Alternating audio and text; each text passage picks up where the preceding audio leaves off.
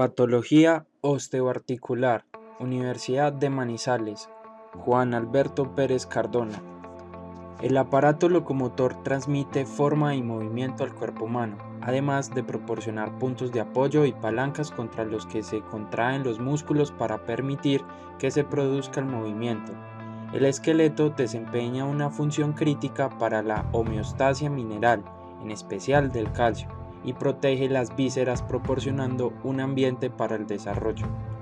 Las patologías osteoarticulares abarcan un gran número de afecciones, que van desde lesiones benignas y localizadas del hueso, como el osteocondroma, hasta trastornos generalizados como la osteoporosis, la ontogénesis imperfecta, etc. Embriogénesis ósea. Los huesos del cuerpo humano se desarrollan a partir de las placas paraxial y lateral, específicamente de la división parietal del mesodermo, y a partir de la cresta neural. El mesodermo paraxial forma una serie segmentadas de bloques tisulares en cada lado del tubo neural, que en la región cefálica se conocerán como somitómeros y de la región cefalocaudal hacia abajo como somitas.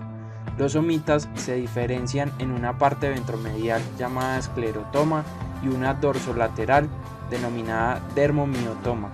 Al final de la cuarta semana, las células del esclerotoma se vuelven polimorfas y forman el mesénquima embrionario. Las células mesenquimatosas se diferencian en fibroblastos, condroblastos u osteoblastos. Existen dos maneras de formación ósea: la osificación intramembranosa, donde el mesénquima se diferencia directamente en hueso, y la osificación endocondral, donde las células mesenquimatosas primero originan moldes de cartílago hialino que en su momento se osificarán. Enfermedades congénitas del hueso. Las enfermedades congénitas del hueso abarcan desde malformaciones localizadas hasta trastornos hereditarios asociados a anomalías que afectan a la totalidad del aparato locomotor. Las anomalías del desarrollo que se deben a problemas localizados en la migración de las células mesenquimales y en la formación de condensaciones se denominan disostosis. Suelen estar limitadas a estructuras embrionarias definidas y pueden ser consecuencia de mutaciones en genes de homeodominio específicos. Algunas de las lesiones más frecuentes son la aplasia, por ejemplo, ausencia congénita de un dedo o una costilla, la formación de huesos supernumerarios, por ejemplo, dedos o costillas supernumerarias, y la fusión anormal de los huesos, por ejemplo, el cierre prematuro de las suturas craneales o fusión congénita de las costillas. Osteogénesis imperfecta, conocida también como enfermedad de huesos frágiles, es en realidad un grupo de trastornos hereditarios cuya causa es una síntesis defectuosa del colágeno tipo 1. Dado que el colágeno tipo 1 es un componente fundamental de la matriz extracelular en otras partes del cuerpo, existen también numerosas manifestaciones extraesqueléticas, afectando por ejemplo a la piel, las articulaciones y los ojos. El trastorno molecular que subyace en la osteogénesis imperfecta consiste principalmente en mutaciones génicas en las secuencias de codificación de las cadenas alfa 1 a alfa 2 del colágeno tipo 1. La anomalía fundamental en todas las variantes de osteogénesis imperfecta es una cantidad de hueso sumamente escasa, lo cual trae como consecuencia una fragilidad esquelética. La condroplasia es una de las causas fundamentales del nanismo. La causa que subyace en esta afección es una mutación puntual del receptor 3 del factor de crecimiento de los fibroblastos, FGFR3, que da lugar a una activación constitutiva. Desafortunadamente, el FGFR3 activado inhibe la proliferación de los condrocitos. Como consecuencia, se suprime la expansión de la placa de crecimiento epifisiaria normal, con lo que se impide notablemente el crecimiento de los huesos largos. El trastorno es normalmente autosómico dominante, ya que la mutación más frecuente conduce a la activación del receptor con independencia del ligando. La condroplasia afecta a todos los huesos que se forman a partir de una base cartilaginosa. Los cambios más sobresalientes consisten en un acortamiento notable y desproporcionado de los elementos proximales de las extremidades, piernas arqueadas y postura lordótica, lomo hundido. Las placas de crecimiento de cartílago están desorganizadas e hipoplásicas, a diferencia de las columnas ordenadas y expandidas que se aprecian normalmente en las epífisis. Osteopetrosis es un grupo de trastornos genéticos infrecuentes que se caracteriza por una disminución de la resorción ósea mediada por los osteoclastos y por lo tanto por una remodelación ósea defectuosa. El término osteopetrosis, literalmente huesos pétreos, es una denominación en apariencia conveniente, ya que el hueso afectado muestra una densidad exagerada y de aspecto pétreo. La resorción ósea se lleva a cabo mediante una degradación enzimática de la matriz ósea proteinácea impulsada por los osteoclastos.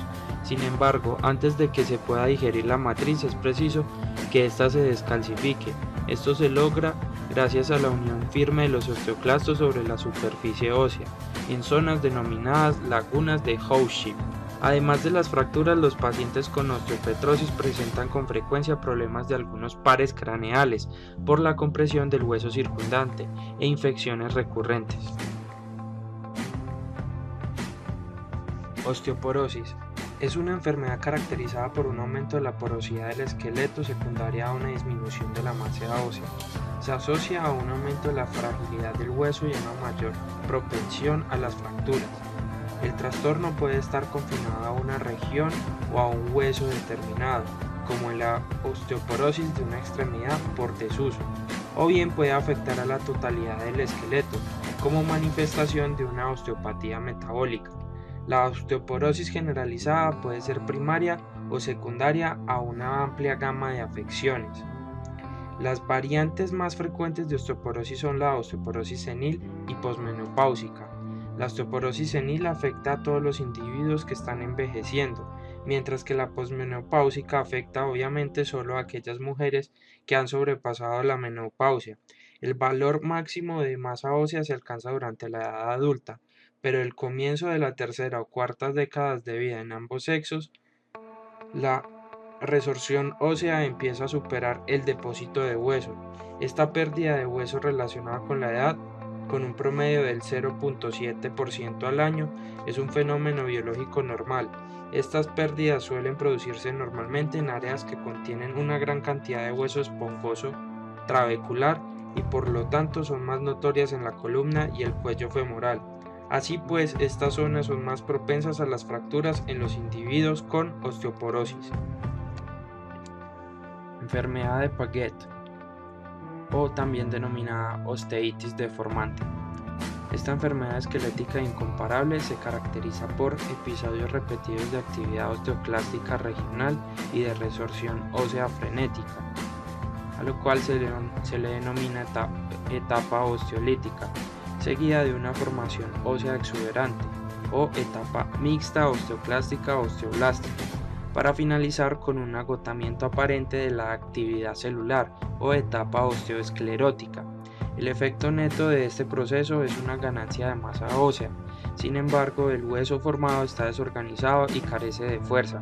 La enfermedad de Paget no suele producirse hasta bien entrada la madurez, pero a partir de dicha edad aumenta progresivamente de frecuencia. Existe una variación notable de la prevalencia en las diferentes poblaciones. Las manifestaciones clínicas dependen de la magnitud y la localización de la enfermedad. La enfermedad de Paget es monostótica. Afecta tibia, ilion, fémur, cráneo, vértebras y húmero en aproximadamente el 15% de los casos, y poliostótica, afecta pelvis, columna y cráneo en el resto. El esqueleto axial o la porción proximal del fémur se ven afectados hasta en un 80% de los casos. Sin embargo, es inusual la afectación de las costillas, el peroné y los huesos pequeños de las manos y los pies. La enfermedad de Paget puede dar lugar a una amplia gama de complicaciones esqueléticas, neuromusculares y cardiovasculares, pero la mayoría son de carácter leve y solo se detectan como datos radiográficos fortuitos. La elevación en las concentraciones de fosfatasa alcalina y el aumento de la excreción urinaria de hidroxiprolina reflejan un recambio óseo exuberante. Raquitismo y osteomalacia. Tanto el raquitismo como la osteomalacia son manifestaciones del déficit de vitamina D o de un metabolismo anormal de esta. El cambio fundamental es una mineralización ósea defectuosa que da lugar a una sobreabundancia de osteoide no mineralizado. En esto se diferencia de la osteoporosis, en la que el contenido de mineral del hueso restante es normal, mientras que la masa ósea total está disminuida. El raquitismo hace referencia a un trastorno infantil en el que un crecimiento óseo desordenado de origen a deformidades esqueléticas características. La osteomalacia es equivalente en el adulto. La mineralización del hueso que se forma durante el proceso de remodelación es inferior a la normal, ocasionando osteopenia y predisposición a las fracturas. Hiperparatiroidismo.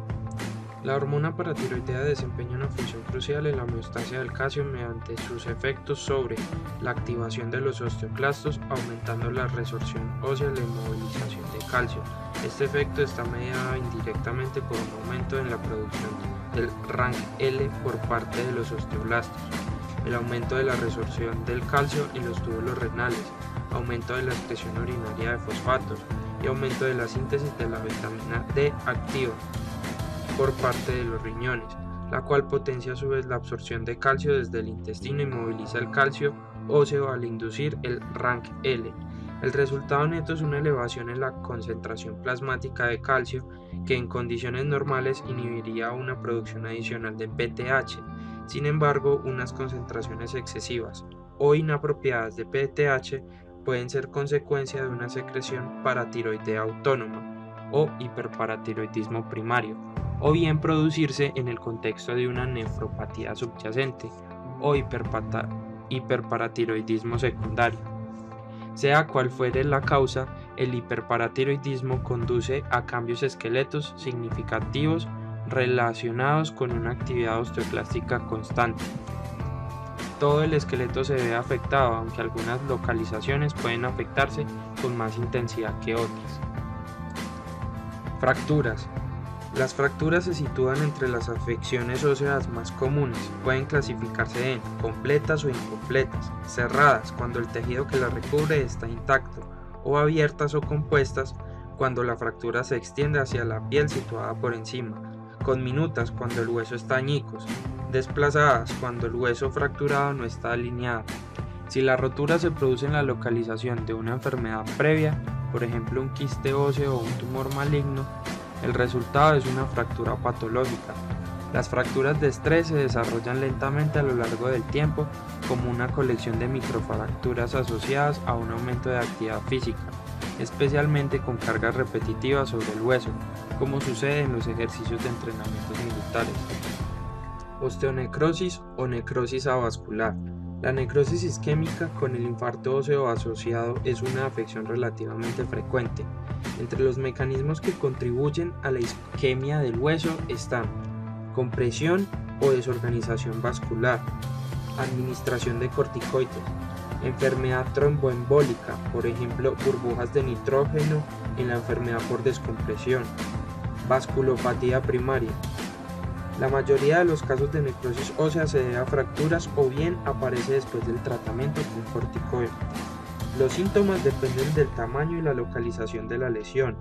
Los infartos subcondrales debutan inicialmente con dolor durante la actividad física, adquiriendo un carácter más persistente con el paso del tiempo. Los infartos medulares suelen ser clínicamente silentes, salvo los de gran tamaño, por ejemplo los de la enfermedad de Gaucher o enfermedad por descompresión o drepanocitosis.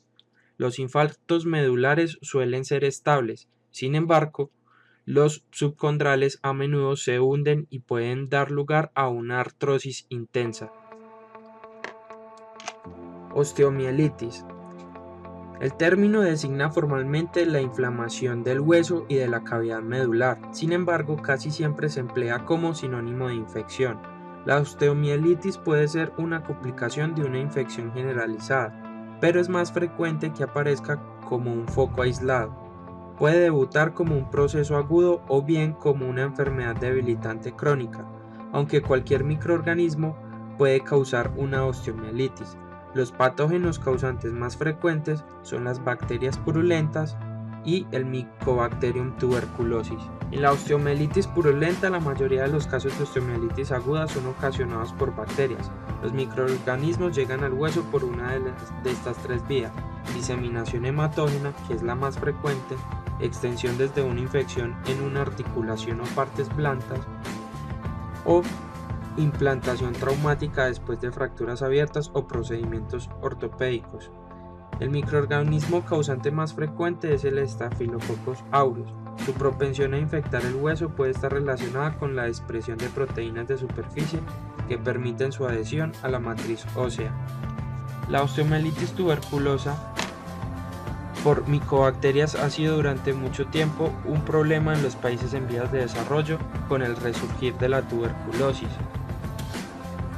También se está convirtiendo en una enfermedad importante en otros países. La infección ósea complica entre un 1 y 3% de los casos de tuberculosis pulmonar. Tumores óseos. Los tumores óseos primarios muestran una gran diversidad morfológica con comportamientos clínicos variados, desde benignos hasta malignos de gran agresividad. En conjunto, los tumores fibrosos y los productores de matriz son los más frecuentes, y entre los tumores benignos los más habituales son el osteocondroma y los defectos corticales fibrosos. El osteosarcoma es la neoplasia ósea primaria más frecuente, seguida del condrosarcoma y el sarcoma de Ewing. Los tumores benignos superan ampliamente en número a sus equivalentes malignos, en particular antes de los 40 años. Los tumores óseos en los ancianos tienen muchas más probabilidades de ser malignos. Tumores formadores de hueso. Las células tumorales en las neoplasias siguientes generan hueso, que suele ser plexiforme y con un grado de mineralización variable. Osteoma. Los osteomas son lesiones benignas del hueso que en muchas ocasiones representan aberraciones del desarrollo o excrescencias reactivas más que neoplasias verdaderas. Normalmente aparecen en cabeza y cuello, incluyendo los senos paranasales. Si bien pueden aparecer en cualquier zona, habitualmente son durante la edad madura. Los osteomas suelen ser solitarios y se presentan como masas exofíticas, duras, localizadas y de crecimiento lento sobre la superficie ósea. Las lesiones múltiples son una característica del síndrome de Gardner. Desde el punto de vista histológico, los osteomas son una mezcla irregular de hueso plexiforme y laminar, aunque pueden generar problemas mecánicos locales, por ejemplo obstrucción de una cavidad sinusal y deformidades estéticas. No tienen un carácter invasor y no sufren una transformación maligna. Osteoma, osteoide y osteoblastoma. Los osteomas osteoides y los osteoblastomas son neoplasias benignas con características histológicas muy similares. Ambas lesiones surgen típicamente durante los años de la adolescencia y la segunda década, con predilección por los varones. Se distinguen fundamentalmente por su tamaño, lugar de origen y aspecto radiológico en forma de lesiones circunscritas que suelen afectar a la cortical y más raramente a la cavidad medular. La zona central del tumor se denomina nitus. Es característicamente radiotransparente, si bien puede mineralizarse y esclerosarse. Los osteomas osteoides surgen con mayor frecuencia en porciones proximales del fémur y la tibia, y por definición su tamaño es menor de 2 centímetros, mientras que los osteoblastomas son de mayor tamaño. El dolor localizado es una queja prácticamente universal en los osteomas osteoides y suelen aliviarse con ácido acetil salicílico. Los osteoblastomas se originan sobre todo en la columna vertebral. También generan dolor, si bien es mucho más difícil de localizar y no responden al ácido acetil salicílico. La resección local es el tratamiento de elección. Las lesiones resecadas incompletamente pueden recidivar. La transformación maligna es rara a menos que la lesión se trate con radiación. Osteosarcoma. El osteosarcoma es un tumor mesenquimal maligno, productor de hueso. Aparte del mieloma y el linfoma, el osteosarcoma es la neoplasia ósea maligna primaria más frecuente, siendo el responsable de aproximadamente el 20% de los cánceres óseos primarios. Anualmente se diagnostican en Estados Unidos algo de más de 2.000 casos. Los osteosarcomas pueden aparecer en cualquier grupo de edad, pero un 75% aparecen en menores de 20 años, con un segundo pico de incidencia en ancianos, asociado por lo general a otras afecciones como enfermedad de Paget, infartos óseos y antecedentes de radiación.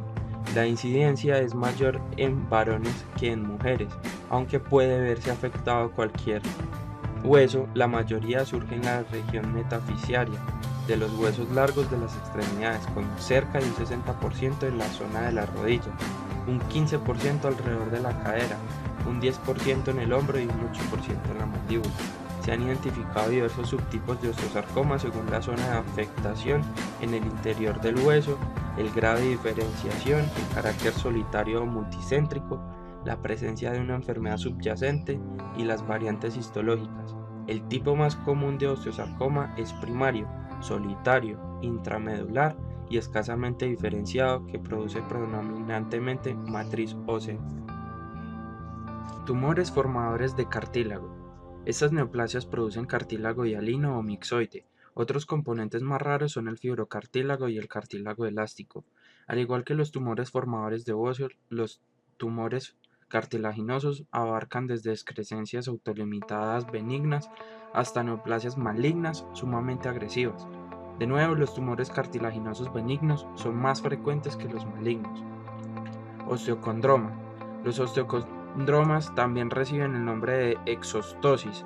Son excrescencias benignas recubiertas de cartílago relativamente frecuentes que están unidas por un tallo óseo al esqueleto subyacente. Los osteocondromas solitarios suelen diagnosticarse por primera vez al final de la adolescencia y primeros años de la madurez. Los osteocondromas múltiples se manifiestan durante la niñez, apareciendo en forma de exostosis hereditarias múltiples, un trastorno autosómico dominante. La inactivación de las dos copias del gen EXT en los condrocitos está implicada tanto en los osteocondromas esporádicos como en los hereditarios. Los osteocondromas se desarrollan únicamente en huesos de origen endocondral y surgen en la metáfisis, cerca de la placa de crecimiento de los huesos cilíndricos largos, en especial alrededor de la rodilla. Tienden a detener su crecimiento una vez que se ha completado el crecimiento normal del esqueleto. Condroma. Los condromas son tumores benignos de cartílago hialino. Cuando surgen en el interior de la médula se denominan encondromas. Cuando lo hacen sobre la superficie ósea reciben el nombre de condromas yuxtacorticales. Los encondromas suelen diagnosticarse en personas de 20 a 50 años. Normalmente son lesiones solitarias, localizadas en la región metafisiaria de los huesos cilíndricos, siendo sus localizaciones predilectas los huesos cilíndricos cortos de la mano y los pies. La enfermedad de Ollier se caracteriza por condromas múltiples que afectan preferentemente a un lado del cuerpo, mientras que el síndrome de Maffucci se caracteriza por condromas múltiples asociados a angiomas benignos de partes blandas. Los condromas probablemente se desarrollan a partir de restos lentamente proliferativos de cartílago de la placa de crecimiento. Condrosarcoma. Los condrosarcomas abarcan una amplia gama de tumores que comparten la capacidad de producir cartílago neoplásico. Se clasifican según la localización, por ejemplo, intramedulares o yuxtacorticales, y las variantes histológicas. Su incidencia es aproximadamente a la mitad que la de los osteosarcomas. La mayor parte de los pacientes tienen 40 años o más, y a los varones se afectan el doble que las mujeres. Los condrosarcomas surgen normalmente en la pelvis, los hombros y las costillas, a diferencia de los endocondromas. Los condrosarcomas rara vez afectan a las extremidades distales. Debutan normalmente como masas dolorosas de crecimiento progresivo. Un tumor de bajo grado de crecimiento lento da lugar a un engrosamiento reactivo de la corteza, mientras que una neoplasia de alto grado más agresiva destruye la corteza y da lugar a una masa en el tejido blando. Consecuentemente, cuanto más radiotransparente sea el tumor, mayor será la probabilidad de que sea de alto grado. Tumores fibrosos y fibroóseos. Los tumores fibrosos del esqueleto son sumamente frecuentes y abarcan una amplia gama de variantes morfológicas. Defecto cortical fibroso y fibroma no osificante. Los defectos corticales fibrosos aparecen en el 30 al 50% de todos los niños mayores de 2 años. Probablemente se trate de defectos del desarrollo más que de neoplasias verdaderas. La inmensa mayoría son menores de 0.5 centímetros y surgen en la metáfisis de la porción distal del fémur o en la proximal de la tibia. Prácticamente el 50% son bilaterales o múltiples. Las lesiones más grandes, de 5 a 6 centímetros, evolucionan a fibromas no osificantes. Los defectos corticales fibrosos son asintomáticos y normalmente solo se detectan como lesiones radiográficas accidentales. La mayoría sufre una diferenciación espontánea hacia hueso cortical normal en unos años y no requieren de biopsia. Los pocos que aumentan de tamaño hacia fibromas no osificantes pueden debutar con fracturas patológicas. En tales casos es necesario practicar una biopsia para descartar otros tumores. Displasia fibrosa. La displasia fibrosa es un tumor benigno que probablemente sea mejor etiquetar como una interrupción localizada del desarrollo. Están presentes todos los componentes del hueso normal, pero son incapaces de diferenciarse hacia estructuras maduras. La displasia fibrosa puede debutar con 3 patrones clínicos. Primero, una afectación de un solo hueso o monostótica. Segundo, una afectación de varios huesos o poliostótica. Y tercero, como una enfermedad poliostótica asociada a pigmentaciones café con leche y anomalías endocrinas, y en especial a pubertad precoz, como el síndrome de McCune-Albright. En este último, las lesiones esqueléticas cutáneas y endocrinas se deben a una mutación embrionaria somática, no hereditaria, que da lugar a una proteína G que activa constitutivamente la adenilciclasa con la sobreproducción resultante de monofosfato de adenosina cíclico e hiperfunción celular. Otros tumores óseos: sarcoma de Ewing y tumor neuroectodérmico primitivo. El sarcoma de Ewing y los tumores neuroectodérmicos primitivos son tumores malignos del hueso y de partes blandas de células redondas pequeñas. Como comparten una translocación cromosómica idéntica, deben considerarse como un solo tumor, distinguiéndose únicamente por el grado de diferenciación. Los tumores neuroectodérmicos primitivos muestran una diferenciación nerviosa, mientras que los sarcomas de Ewing están indiferenciados por análisis de marcadores tradicionales. Estas dos neoplasias son las responsables del 6 al 10% de los tumores óseos malignos primarios. Tras las osteosarcomas, constituyen los segundos sarcomas óseos pediátricos más comunes. La mayoría de los pacientes tienen entre 10 y 15 años y el 80% son menores de 20 años. Los niños tienen una incidencia ligeramente mayor que las niñas y existe además una predilección racial sorprendente. La raza negra rara vez se ve afectada. La anomalía cromosómica más común es una translocación que da lugar a la fusión del gen EWS en el 22q12 con un miembro de la familia ETS de factores de transcripción. Tumor óseo de células gigantes. Los tumores de células gigantes están dominados por células gigantes de tipo osteoclástico multinucleadas, y de ahí el sinónimo osteoclastoma. Es relativamente infrecuente, es benigno aunque localmente muestra agresividad y normalmente surge en individuos de 20 a 40 años. Enfermedad metastásica. Los tumores metastásicos son los tumores malignos del hueso más frecuente. Se diseminan por extensión directa, diseminación linfática o hematógena y siembra intraespinal. Cualquier cáncer puede diseminarse al hueso, pero ciertos tumores muestran una predilección esquelética característica en los adultos. Más del 75% de las metástasis esqueléticas se originan en neoplasias de la próstata, las mamas, los riñones y los pulmones. En los niños, los neuroblastomas, el tumor de Wilms, el osteosarcoma, el sarcoma de Ewing y el rhabdomyosarcoma son las fuentes más frecuentes de metástasis óseas. La mayoría de metástasis afectan el esqueleto axial, al extremo proximal del fémur y al húmero en orden decreciente. Presumiblemente la médula roja en estas áreas, rica en circulación capilar, enlentece el flujo sanguíneo y el ambiente nutritivo facilita la implantación y el crecimiento tumoral. Articulaciones. Las articulaciones están sometidas a una amplia variedad de trastornos como degeneración, infecciones, lesiones de causa inmunitaria, desórdenes metabólicos y neoplasias. A continuación describiremos algunas de las variedades de artritis más frecuentes, como la artropatía degenerativa o artrosis, la gota, la artritis infecciosa, así como los tumores articulares benignos más comunes. Artrosis, trastorno articular más común, es componente frecuente del envejecimiento y causa importante discapacidad física en individuos mayores de 65 años. La artrosis es la degeneración del cartílago articular. Cualquiera de los cambios estructurales del hueso subyacente es secundario.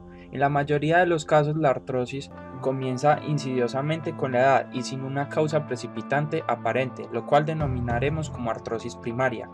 La artrosis secundaria es en la minoría de casos en que la artrosis incide en la juventud. Suele haber una afección predisponente como una lesión traumática, una deformidad del desarrollo o una enfermedad generalizada subyacente como la diabetes o la obesidad. Las rodillas y manos son las partes más afectadas en las mujeres, en los hombres las caderas. Los cambios estructurales más precoces en la artrosis consisten en un agrandamiento, proliferación y desorganización de los condrocitos en la parte superficial del cartílago articular. Se produce una fibrilación y agrietamiento de la matriz en vertical y horizontal a medida que las capas del cartílago van degradándose. La fricción alisa y pule el hueso expuesto dándole un aspecto de marfil pulido, lo cual denominaremos condensación ósea.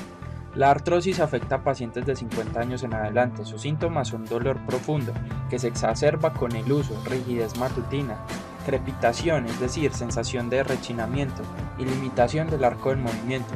Aparte de la inactividad completa, no hay ninguna forma de prevenir o frenar la progresión de la artrosis primaria. Puede estabilizarse durante años, pero por lo general progresa lentamente. Gota. Es un trastorno causado por la acumulación tisular de cantidades excesivas de ácido úrico y productos finales del metabolismo de las purinas. Viene marcada por episodios recurrentes de artritis aguda, a veces acompañada de agregados cristalinos de gran tamaño, denominados tofos, y de deformidades articulares crónicas. La gota se divide tradicionalmente en primaria, el 90%, y secundaria, el 10%. La primaria hace referencia a los casos en los que se desconoce la etiología básica o cuando se da un defecto innato del metabolismo que da lugar a hiperuricemia. Secundaria se conoce a la causa de la hiperuricemia, pero la gota no es el principal trastorno clínico ni el dominante. Sus manifestaciones morfológicas principales son artritis aguda, artritis tofacia crónica, tofos en diferentes localizaciones y nefropatía gotosa. La artritis aguda se caracteriza por un infiltrado neutrófilo denso que invade la sinovial y el líquido sinovial. Con frecuencia se aprecian cristales de urato monosódico largos y delgados en forma de aguja en racimos pequeños. La sinovial está edematosa y congestionada. La artritis tofacia crónica evoluciona a partir de la precipitación de cristales de urato durante las crisis agudas. Los uratos se incrustan en las superficies articulares y forman depósitos visibles en la sinovial, volviéndola hiperplásica, fibrótica y engrosada. Los tofos son las características patognomónicas que definen la gota, formadas por agregados de cristales de urato de gran tamaño rodeados de una reacción inflamatoria intensa de linfocitos y macrófagos, también de células gigantes. La nefropatía gotosa hace referencia a diversas complicaciones renales diferentes que se asocian al depósito de uratos, que forman tofos medulares, precipitaciones intratubulares y cálculos renales. La gota es más frecuente en hombres, no suele ocasionar síntomas antes de los 30 años.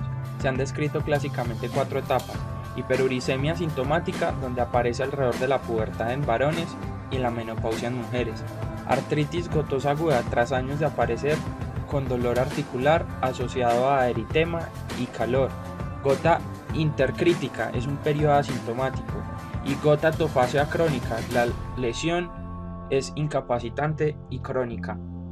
Pseudogota, conocida también como condrocalcinosis o más formalmente como enfermedad por depósito de cristales de pirofosfato cálcico. Debuta típicamente en personas de 50 años o más, aumentando su frecuencia con la edad. No existe una predilección por sexos o razas. No es muy conocida las vías de formación de cristales, pero lo más probable es que se deba a una enzima defectuosa que producen o degradan pirofosfatos, lo que produce acumulación y finalmente cristalización en calcio. La afectación articular puede durar varios días o semanas y puede ser tanto monoarticular o poliarticular. Las zonas más afectadas son la rodilla, muñecas, codos, hombros y tobillos. El tratamiento es sintomático. No se conoce ningún fármaco que retrase o impida la formación de cristales. Artritis infecciosa. Artritis purulenta. Las bacterias pueden sembrar las articulaciones durante los episodios de bacteremia. La infección articular con dichos microorganismos da lugar uniformemente con una artritis purulenta. Cualquier bacteria puede convertirse en agente etiológico, pero el Haemophilus influenza predomina en niños menores de 2 años. El Staphylococcus aureus predomina en niños mayores y adultos, y los gonococos prevalecen en los últimos años de adolescencia y primeros de la madurez. Existe un dolor de comienzo súbito con rubor, tumefacción de la articulación con limitación del movimiento. La fiebre, la leucocitosis y la elevación de la velocidad de sedimentación son frecuentes. La aspiración articular es purulenta y permite identificar el microorganismo causante. Artritis de Lyme. Se debe a una infección por la espiroqueta Borrelia burgdorferi, que se transmite a través de las garrapatas de los ciervos. En Estados Unidos es la enfermedad transmitida por artrópodos más frecuente. Existen 3 etapas de la enfermedad de Lyme. La etapa 1, llamada enfermedad de Lyme temprana y localizada, donde la infección aún no se ha propagado por todo el cuerpo. La etapa 2, llamada enfermedad de Lyme de diseminación temprana, donde la bacteria ha comenzado a propagarse por todo el cuerpo. Y la etapa 3, donde la enfermedad es llamada de Lyme de diseminación tardía, donde la bacteria se ha diseminado por todo el cuerpo. Gangliones y quistes sinoviales. Un ganglión es un tumor quístico benigno formado a expensas de las sinoviales tendinosas o articulares, que se localizan en las aponeurosis o los tendones, preferentemente alrededor de las articulaciones de las manos y los pies. Está formado por una pared fibrosa con un contenido mucinoso rico en polisacáridos, por lo que no son malignos. El tamaño del ganglión puede variar con el tiempo e incluso pueden desaparecer por completo de forma espontánea. Su localización más frecuente es alrededor del dorso de la muñeca y de los dedos. El 80% de todos los gangliones se localizan alrededor de la articulación de la muñeca, especialmente en el área de los huesos escafoides y semilunar.